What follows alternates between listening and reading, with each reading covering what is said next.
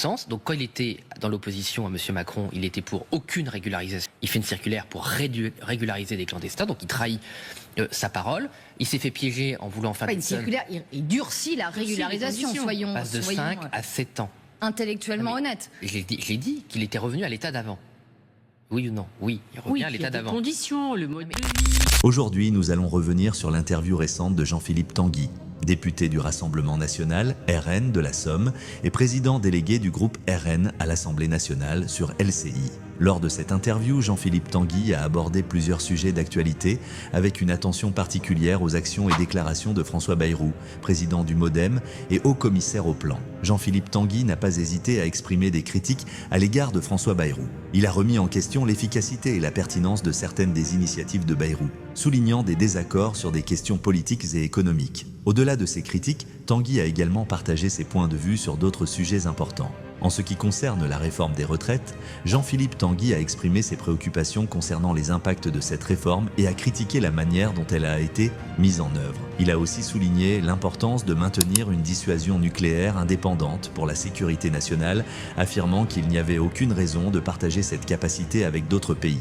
De plus, il a plaidé pour une plus grande fermeté dans la gestion des manifestations pour assurer la sécurité publique, notamment en ce qui concerne les interdictions des manifestations d'extrême droite et la protection des forces de l'ordre. En abordant la démission du maire de Saint-Brevin, Jean-Philippe Tanguy a partagé son point de vue sur les raisons de cette démission, un événement qui a suscité des réactions dans le paysage politique. Cette interview a permis à Jean-Philippe Tanguy de réaffirmer les positions du Rassemblement national et de critiquer les actions du gouvernement actuel. Son intervention a été marquée par des prises de position fermes et des critiques envers les politiques en place. Suivons l'interview. Merci d'avoir accepté notre invitation, député RN de la Somme, membre du Bureau national du Rassemblement national. À mes côtés pour vous interroger durant cette heure d'interview, Arlette Chabot, bonjour à vous. Bonjour. Énormément de sujets à aborder ensemble avec vous, qui avez été élu, on le souligne, député de l'année par le Trombinoscope, l'annuaire professionnel du monde politique. Et ça ne plaît pas à tout le monde, d'ailleurs on y reviendra ensemble. Motion de censure spontanée du Parti Socialiste, la voterez-vous? Alerte de la Cour des comptes ou encore la leçon des Américains à nous, Européens, et plus précisément français. Mais d'abord, Jean-Philippe Tanguy, l'affaire Betaram. Le Premier ministre s'est rendu hier à Pau pour rencontrer l'association de victimes de violences et d'agressions sexuelles de ce collège-lycée de Notre-Dame Betaram. Et il le dit, il l'affirme, on va l'entendre, il a fait tout ce qu'il devait faire quand il était ministre de l'Éducation nationale en 1996. Écoutez-le. Mea culpa, ça veut dire c'est ma faute. Et je vous assure que ce n'est pas de ma faute. J'ai fait tout ce que je devais faire quand j'étais ministre et j'ai fait tout ce que je pensais devoir faire quand je ne l'étais plus.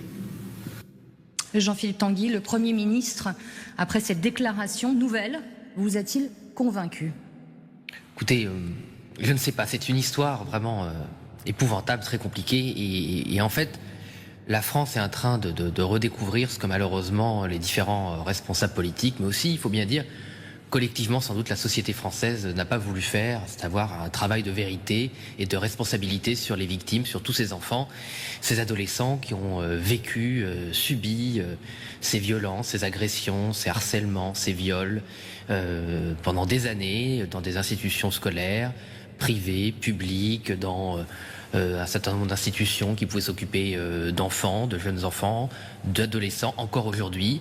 La cause de l'enfance n'est pas gérée à la hauteur des défis. Il y a encore beaucoup d'enfants qui vivent des violences épouvantables dans ces institutions, dans l'aide à l'enfance. Tout ça n'est pas du tout à la hauteur des défis. Et ce qu'on est en train de vivre finalement, ces responsables politiques qui n'ont pas assumé leurs responsabilités pendant trop d'années.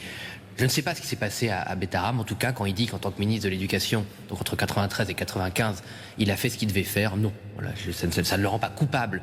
Et c'est pas pour lui mettre tout sur le dos, mais non, encore dans les années 90, après son passage à l'Éducation nationale, il y a eu le pas de vague, encore jusqu'à une période très récente. Est-ce que c'est fini ? Je n'en suis pas sûr, contrairement à ce qu'a dit M. Attal, par exemple. Le pas de vague existe encore. Le fait de minimiser systématiquement les violences que subissent les enfants et les adolescents existe encore. MeToo n'a pas eu beaucoup de lendemain. Moi, j'ai été un des... On n'était pas nombreux à droite à ne pas se moquer de MeToo ou à prendre ça au sérieux parce que ça venait de la gauche.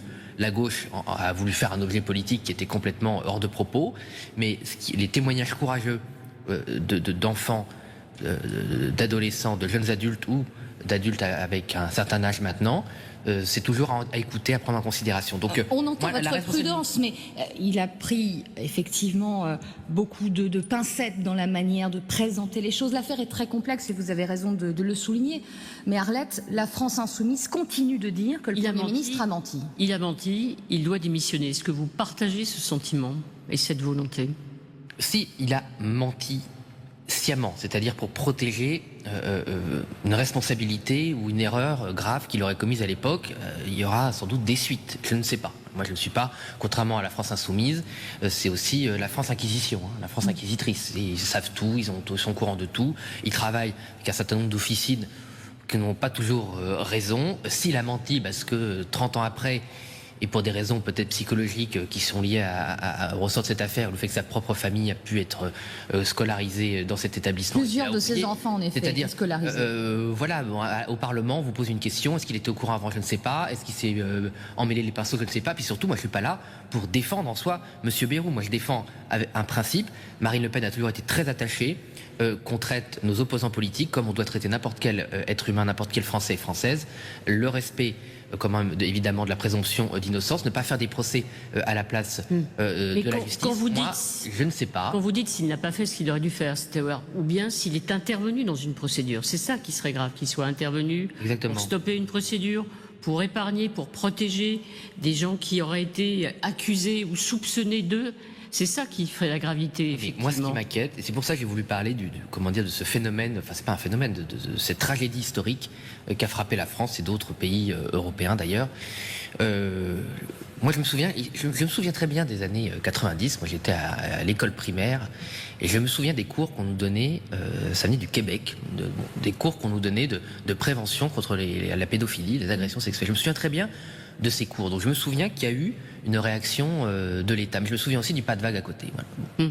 Et dans la vie de chacun, malheureusement, on a pu rencontrer des victimes et qui n'ont pas été considérées. Donc ce qui m'inquiète derrière tout ça, c'est le petit milieu qu'on voit derrière cette tragédie Betaram. C'est toujours pareil, c'est un corps enseignant qui ne veut pas voir, des autorités, une inspection qui n'a pas voulu voir, une certaine famille, un peu des notables. Non mais je vais finir ça, oui, parce que c'est ça la France aussi, nos territoires, une notabilité locale, faut pas faire de bruit, on le connaît, c'est l'omerta. L'omerta, exactement, ne jamais considérer la parole des enfants, des adolescents, une fois plus, parce que ce sont des enfants, ce sont des adolescents, donc leur parole n'est pas sans doute assez considérée. Voilà. Vous dites que c'est des pratiques qui ont toujours cours aujourd'hui. C'est ça que vous dites? Vous sous-entendez? Il nous a été dit, avec M. Attal, qu'il n'y avait plus le pas de vague. Le pas de vague, ça concernait les violences subies par les professeurs, qui sont intolérables évidemment, mais ça subissait aussi le fait de mettre sous le tapis un certain nombre de violences subies par les enfants. J'espère que c'est traité. Moi, je me souviens que Marine Le Pen, au présidentiel, a été la seule candidate à vouloir parler des droits des enfants. J'ai ma collègue Caroline Parmentier qui siège à la délégation pour la protection de l'enfance qui me dit régulièrement que non. Ce pas de vague, malheureusement, ça continue, qu'il n'y a pas les moyens nécessaires, il n'y a pas les écoutes, et puis à l'image, malheureusement, de tout ce que subissent les victimes dans notre pays, la justice est faible. La justice pénale est faible, et quand on voit un certain nombre de condamnations au quotidien dans les gazettes, dans les journaux, quand on voit comment sont traitées les affaires de pédophilie, de pédocriminalité, d'inceste au sein des familles, avec des peines dérisoires, des gens qui sont remis dans la nature au bout de seulement 2, 3, même 5 années, qui sont encore capables de commettre des méfaits et dont tout le monde se fiche à part le Rassemblement national. Oui, je pense que derrière l'affaire Bayrou, je ne sais pas comment ça finira, et moi une fois de plus, je ne suis pas un inquisiteur. Ce que je sais, c'est que est-ce qu'enfin dans notre pays, on va protéger les enfants et les adolescents du mal qu'une petite minorité leur fait? J'espère qu'il y aura un avant et un après, et j'en doute. Mais qu'est-ce qui vous conduirait à demander, à exiger la démission du Premier ministre sur cette affaire? Factuellement, qu'il soit établi de manière claire que M. Bayrou serait intervenu.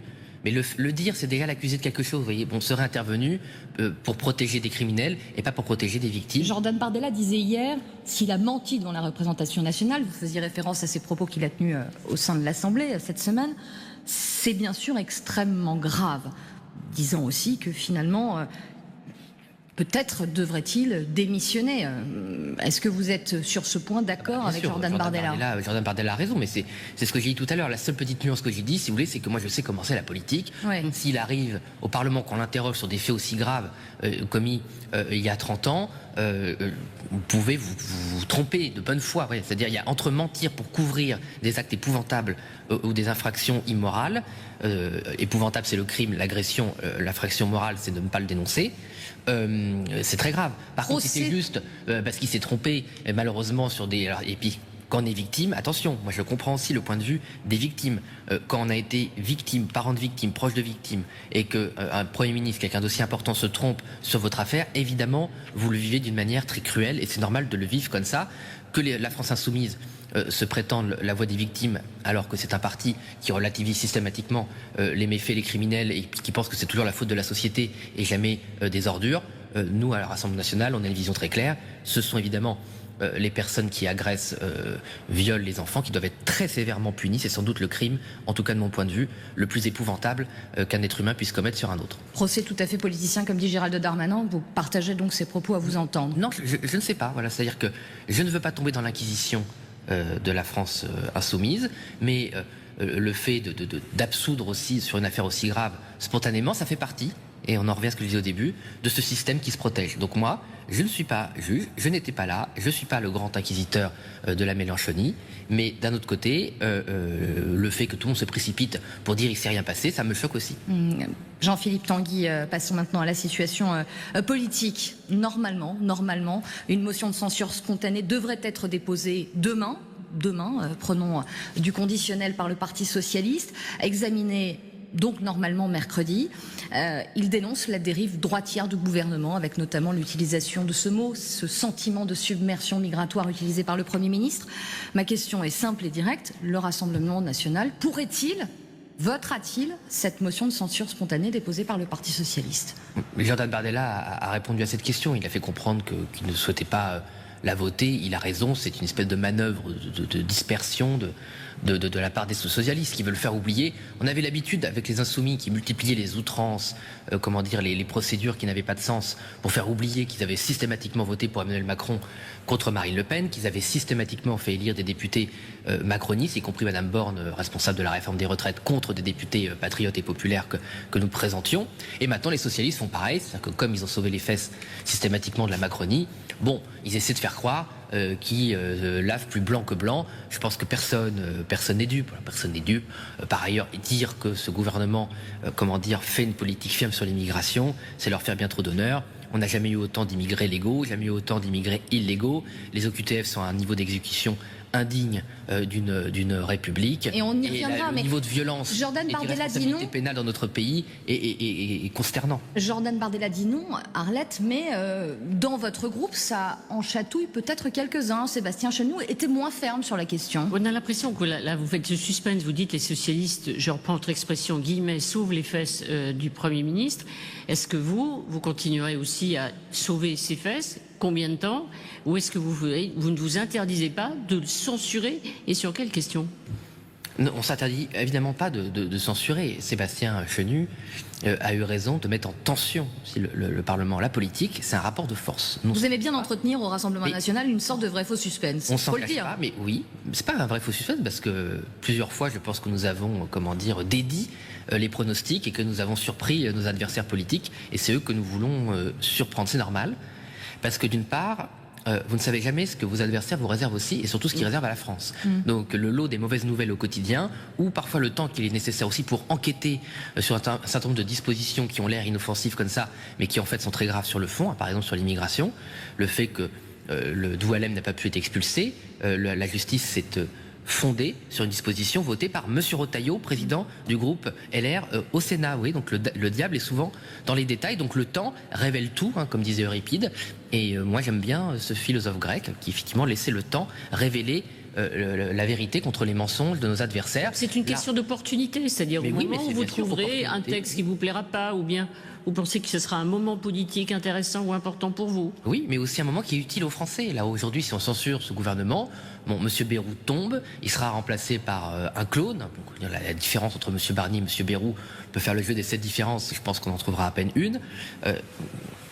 Voilà, donc en fait, remplacer l'un par l'autre, on a bloqué M. Barnier, non pas sur sa personne, parce que c'est pas une question de personnel, c'est parce que en censurant M. Barnier, on a pu indexer les retraites sans l'inflation, donc 6 milliards de pouvoir d'achat pour les retraités, et surtout les petites retraites, parce que je rappelle qu'on parlait des retraites de la sécurité sociale, et pas les super retraites des complémentaires, de certaines complémentaires, pardon. On a permis le remboursement ou l'absence de déremboursement des médicaments, et on a protégé les classes moyennes de 3 milliards de taxes sur l'électricité. Donc là, on avait une action utile. Là, M. Bayrou tombe parce que les socialistes veulent blanchir leur irresponsabilité politique et le fait qu'ils ont acheté. Rester au conditionnel, il ne tombe pas encore.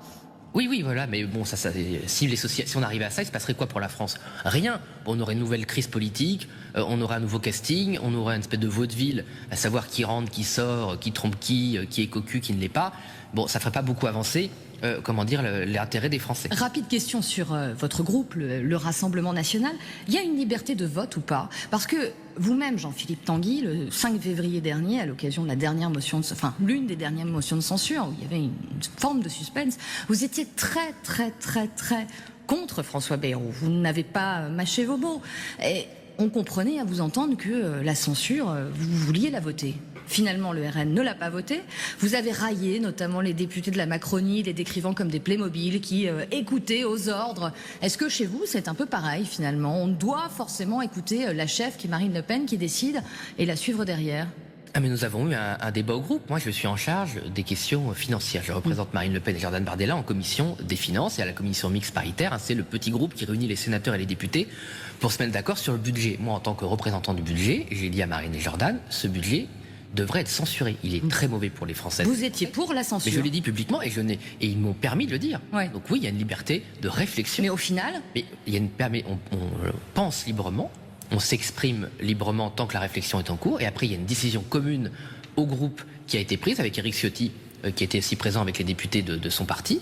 Et collectivement, on a pris une autre décision. La liberté de parole doit nourrir le débat. La liberté de réflexion, elle doit permettre une réflexion collective pour prendre la meilleure décision possible avec Marine Le Pen et Jordan Bardella. C'est pas Jean-Philippe Tanguy, la diva, qui doit toujours avoir raison sur tout et qui pense avoir raison sur tout. Je ne pense pas avoir raison sur tout. Voilà. Et si je pensais ça, je serais un bien piètre représentant du Rassemblement National en commission finances. On peut avoir une opinion, on l'a dit. Et après, il y a un débat et puis on se rallie à la position dominante. C'est la démocratie aussi interne parlementaire. La démocratie, c'est pas que pour les autres. Donc il y a aussi, c'est vrai, beaucoup d'hommes et de femmes politiques qui sont toujours pour la démocratie, qui sont toujours pour qu'on consulte tout le monde et qui pensent toujours avoir raison sur tout. Ce n'est pas mon cas. Pas de frondeur au RN. Non, mais c'est pas la question. Culture. Est-ce qu'on peut fronder pour des raisons de fond? Il y a des frondeurs opportunistes qui font ça pour leur carrière. Bon. Et puis il y en a qui peuvent être en désaccord avec une ligne politique. Moi, je ne suis pas du tout, j'ai pas le début d'un désaccord avec la ligne politique de Marine Le Pen et Jordan Bardella, évidemment. Mais j'ai donné mon opinion sur les finances, mais la censure, et c'est très important de l'expliquer aussi, ça explique pour les socialistes, c'est pas que les finances. Vous faites tomber un gouvernement. Donc il y a des conséquences politiques, il y a des conséquences sur les marchés financiers, il y a les entreprises et les ménages qui peuvent être inquiets, il y a les fonctionnaires qui peuvent se poser des questions. La vacance du pouvoir. Beaucoup de vos électeurs vous l'ont dit aussi, ça a pesé aussi dans le choix. Non, sincèrement, non. Je n'ai pas rencontré, en tout cas dans la somme d'électeurs qui m'ait reproché la première censure, bien au contraire. Par contre, Marine Le Pen et Jordan Bardella avaient senti que nos compatriotes voulaient passer à autre chose, et force est de constater que les sondages leur donnent raison, que sur le terrain, moi j'ai fait du terrain le week-end dernier, et les gens étaient plutôt d'accord avec le fait de ne pas avoir censuré, donc ils ont eu raison, et c'est non pas que j'avais tort sur la liste du budget, mais la censure dépasse la seule question budgétaire, même si parfois elle peut le submerger. Jean-Philippe Tanguy, parlons maintenant d'un homme qui fait beaucoup parler, qui parle beaucoup également. Je parle de Bruno Retailleau, et qui le dit à nos confrères du Parisien ce matin dans une interview: je n'ai pas de frontières, ce qui est sûr dans mon action au ministère, c'est que j'arrive à convaincre autant les électeurs macronistes que ceux du Rassemblement National. Arlette Chabot. Oui, il vous pose un problème, Bruno Retailleau? Ça me pose un problème parce qu'il fait croire à des gens de bonne foi qu'il va faire quelque chose alors qu'il fait rien. Ça marche, alors si vous dites qu'il fait croire, ça veut dire que ça marche quand même. Il y a un phénomène, on revient à les sondages. Les gens sont tellement étouffés, mais vous savez, je pense que nos compatriotes avaient tellement assez d'avoir des ministres, qui n'avaient même pas le courage de dire ce qu'ils pensaient. Bon, d'avoir un ministre qui parle comme le Rassemblement national, c'est plus agréable aux oreilles de nos électeurs que d'entendre un gauchiste ou un centriste mou. Voilà, il ne va pas les récupérer, vos électeurs. Mais non, parce qu'il fera rien. Il ne fait déjà rien.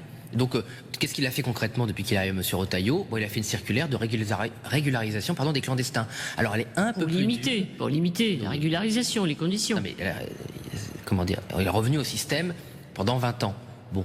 Donc pendant 20 ans, il y a eu beaucoup trop de clandestins en France. D'ailleurs, il disait lui-même, il y a 20 ans, il disait déjà qu'il y avait trop de clandestins, M. Retailleau. Donc il fait ce qu'il dénonçait quand il était dans l'opposition. Donc tout ça n'a pas beaucoup de sens. Donc quand il était dans l'opposition à M. Macron, il était pour aucune régularisation. Il fait une circulaire pour régulariser des clandestins. Donc il trahit sa parole. Il s'est fait piéger en voulant faire... Pas une circulaire, il durcit la régularisation, soyons... passe de 5 à 7 ans.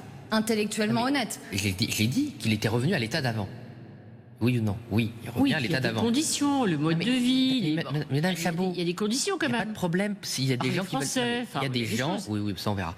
Il y a des gens... Non, mais ça fait 30 ans qu'on entend que maintenant, pour être régularisé, il faut parler français et qu'on régularise des gens qui parlent absolument pas français, en tout cas pas à un niveau qui permette une assimilation correcte. Et quant aux valeurs de la République, c'est du baratin, il n'y a aucun respect des valeurs de la République. Mais il était contre la régularisation de Mme Chabot. Il y a des gens qui disent aux élections...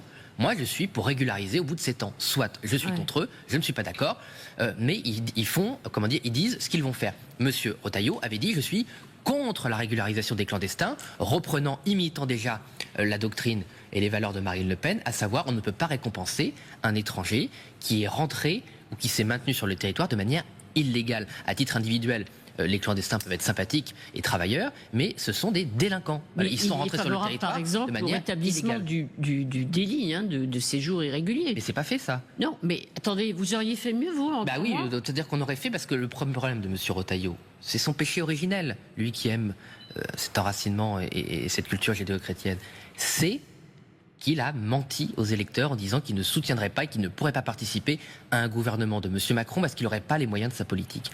Donc pendant 7 ans, il a dit « je ne serai pas ministre de M. Macron » parce qu'un ministre de M. Macron, c'est le faux-nez du centrisme, du fédéralisme, de l'immigrationnisme. Et pour avoir une voiture avec chauffeur et les ordres de la République, il a trahi sa parole. Mais qu'est-ce que ne fait pas Bruno Retailleau que vous feriez et que vous auriez fait aussi vite en moins de 3 mois au pouvoir? On aurait fait en 1 mois un référendum sur l'immigration, puisqu'on l'aurait fait le jour des élections législatives. Mais oui, mais ça change tout, Madame Chabot.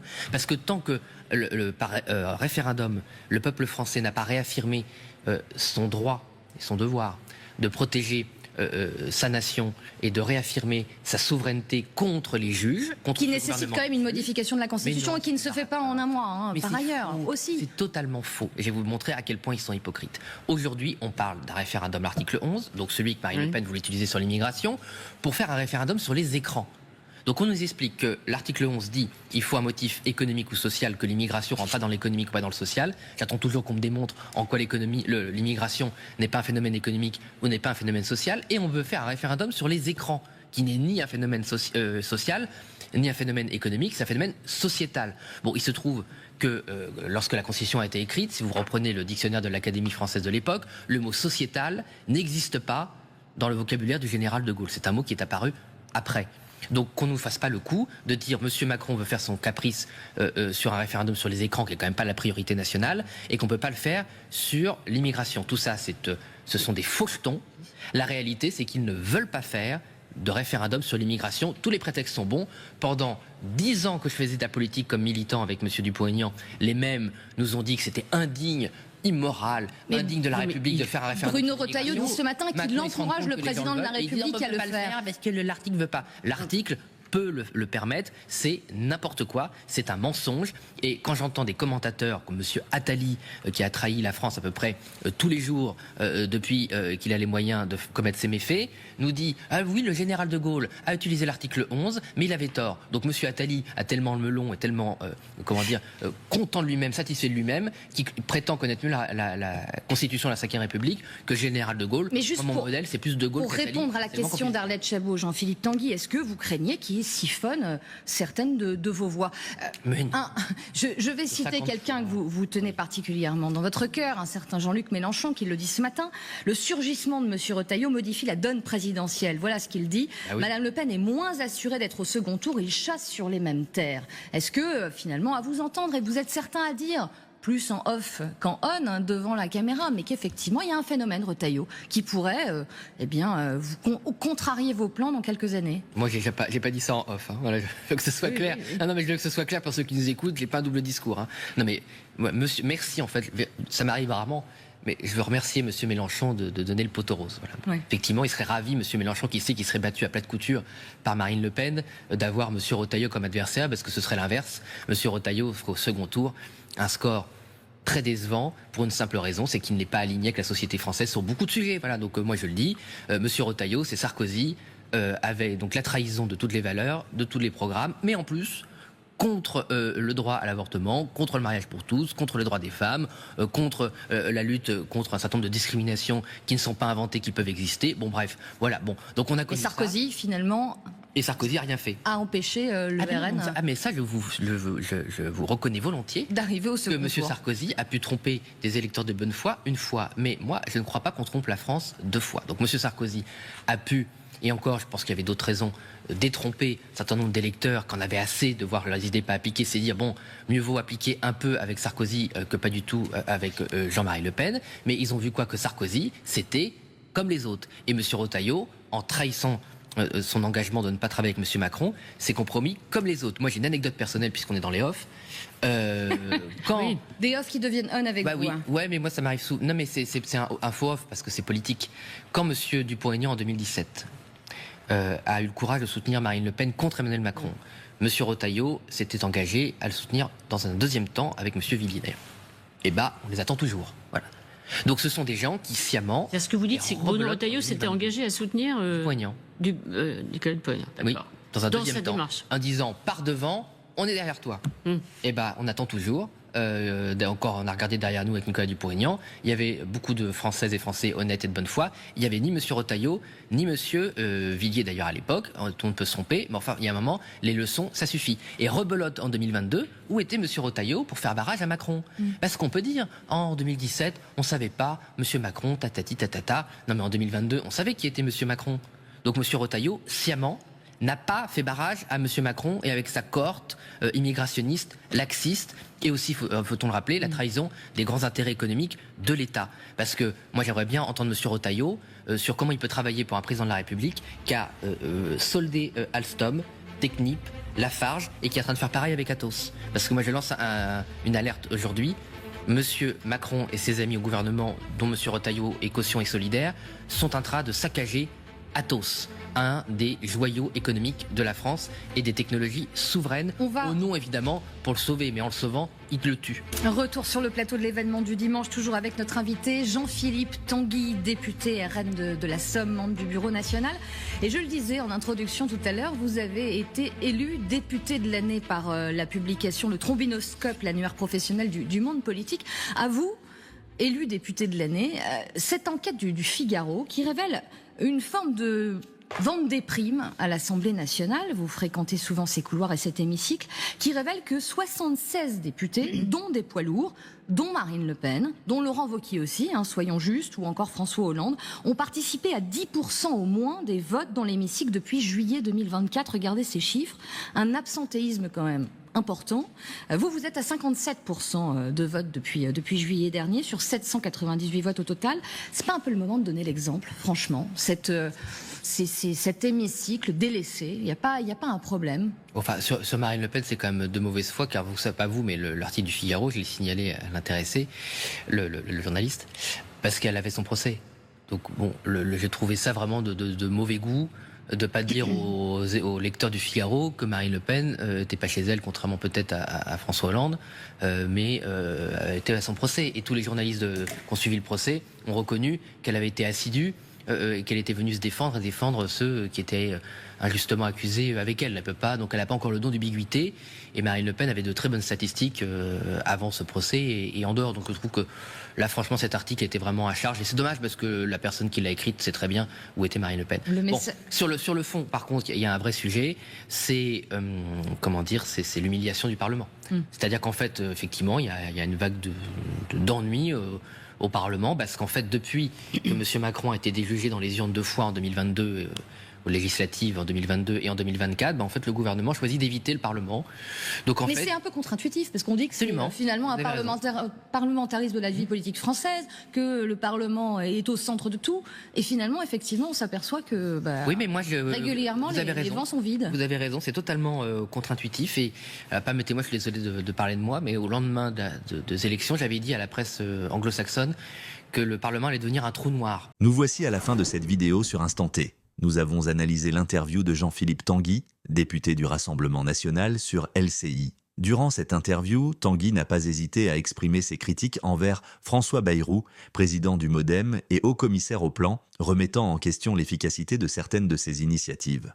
Nous avons également abordé d'autres sujets clés tels que la réforme des retraites, la dissuasion nucléaire, les manifestations et la sécurité, ainsi que la démission du maire de Saint-Brevin. Tanguy a profité de cette plateforme pour réaffirmer les positions du Rassemblement national et critiquer les actions du gouvernement actuel, adoptant des prises de position fermes sur plusieurs questions politiques. Son intervention a été marquée par une volonté de défendre les intérêts des citoyens et de souligner les désaccords politiques avec les figures en place. Nous espérons que vous avez trouvé cette analyse intéressante et instructive. N'hésitez pas à partager vos opinions et réflexions dans les commentaires ci-dessous. Nous serions ravis de connaître votre point de vue sur les sujets abordés. Merci d'avoir regardé la vidéo et à la prochaine.